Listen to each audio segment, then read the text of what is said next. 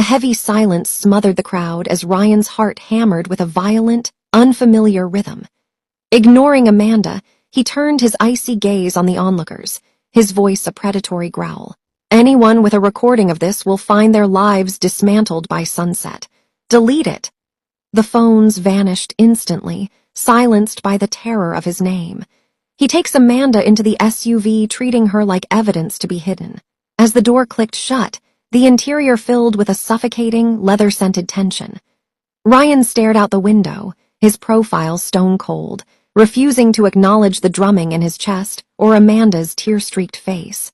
"Don't flatter yourself," he snapped as they pulled away. "I didn't stop because of pity. I stopped because I don't like my name associated with cheap street theater." "You got what you wanted," Amanda whispered, her fingers digging into his expensive wool jacket. "I broke, now leave my family alone." Ryan's jaw tightened, but he offered no comfort. When they reached her neighborhood, he didn't even look at her. "Get out," he commanded coldly, "and let's not see each other again." As the SUV sped off, Amanda stood trembling on the curb, clutching his jacket like a shield against the world. Her face pale and ghost-like. Her mother rushed to her, eyes wide with worry. "Amanda, you look so sick, what happened?" "I'm fine, Mum," Amanda whispered, her voice cracking. Her father stepped forward, his face etched with concern, but she couldn't face them. She staggered to her room, the last of her strength evaporating the moment the door shut. She bathed in cold water, trying to wash off the feeling of the crowd's eyes, and threw herself onto the bed, falling into a dark, dreamless sleep. The next morning, Amanda woke to the sound of laughter, sound that had been missing for days. She walked into the living room to find her parents transformed.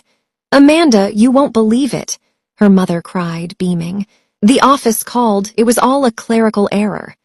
Not only am I back, but they've promoted me to vice principal. And your father, his company called too. They've reinstated him with a massive bonus for the inconvenience." Amanda forced a smile, her heart heavy with the truth. She was relieved they were safe, but the cost was a scar on her soul only she could see. When her parents asked why she wasn't getting ready for work, she lied, claiming she had been moved to the night shift. She watched them leave for work, then sat in the silence of the house.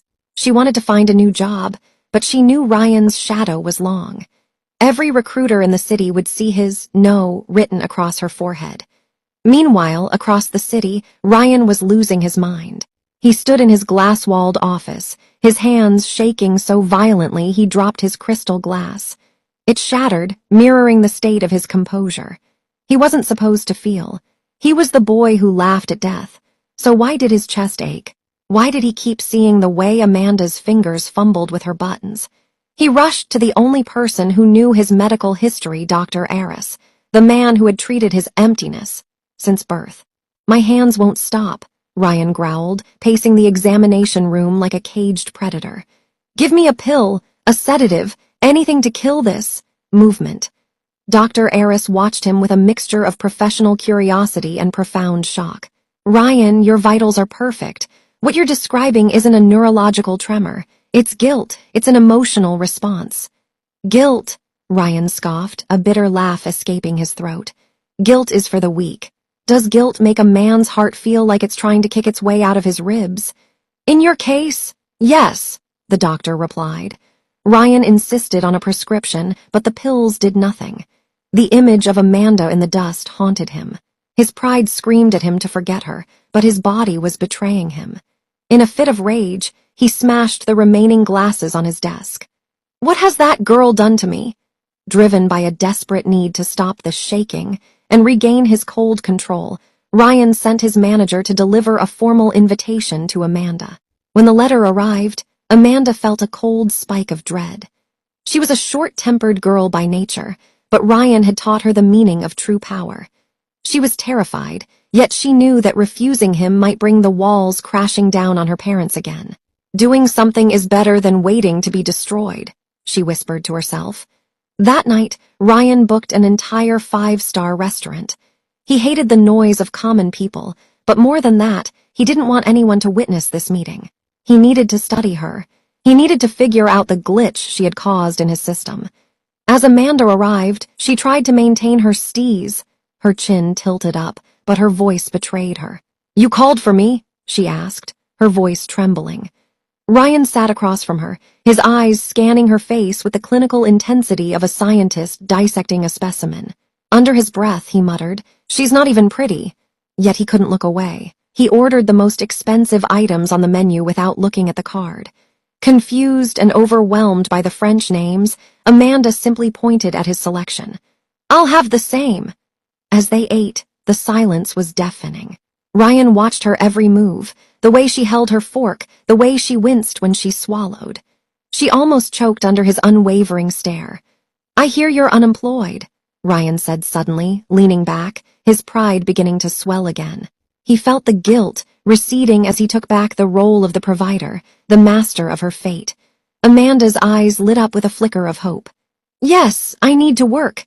She expected him to offer her a corporate role, something to compensate for the hell he had put her through. Ryan smirked, feeling himself again. "My headquarters is lacking in the cleaning department. We need office cleaners. People are dying for the chance to work in my building, but I'm offering it to you. You should consider yourself privileged." The hope in Amanda's eyes died a sudden, violent death. She had swept streets to survive, but this was a calculated insult. He wanted her on her knees again, just with a mop in her hand. Ryan watched her, waiting for the thank you, waiting for her to crumble in gratitude. But the short-tempered girl he had met on that first night finally returned. Amanda slowly put down her cutlery. She didn't look grateful. She looked like she was deciding which part of his face to hit first. "Privileged," she repeated, her voice dropping to a dangerous low. "You think because you fixed the lives you broke, I should be honored to scrub your floors?" Ryan's smirk flickered. "It's a stable job, Amanda.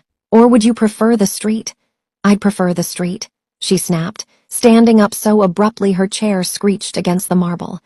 "I thought you were trying to be a human being, Ryan, but you're just a monster with a better suit. Keep your privilege. I'd rather poison your coffee than clean your desk." She turned to walk away, but this time, the cool chill didn't return to Ryan. Instead, a sharp, stabbing pain shot through his chest, a feeling of pure, unadulterated panic at the thought of her leaving.